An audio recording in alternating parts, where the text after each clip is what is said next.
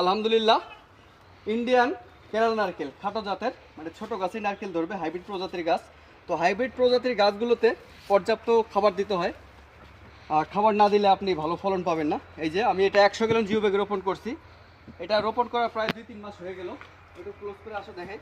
এই যে গাছটাতে আমি এখন খাবার দিব। তো খাবার দেওয়ার আগে অবশ্যই গাছের গোড়ার চারপাশের মাটিটা একটু ভেঙে নেবেন, খুঁচিয়ে নেবেন। মাটি খুঁচিয়ে নেওয়ার সময় খেয়াল রাখবেন গাছের শিকড় যেন কাটা না পড়ে।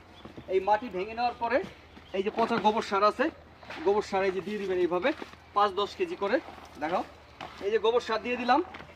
এই যে গোবর সার দেওয়ার পর অবশ্যই মাটির সঙ্গে মিশিয়ে নেবেন। এরপরে হচ্ছে পানি দিবেন। আরেকটা কাজ করতে হবে, এই নারকেল গাছে অবশ্যই আপনারা 1-2 মাস পর পর স্প্রে করবেন বা প্রতি মাসে।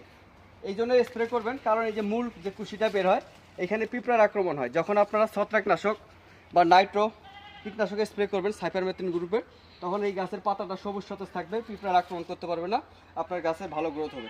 ওকে, সবাই ভালো থাকবেন। এই ধরনের ভিডিও পেতে আমার চ্যানেলটি আপনারা অবশ্যই সাবস্ক্রাইব করবেন। ওকে, আল্লাহ হাফেজ।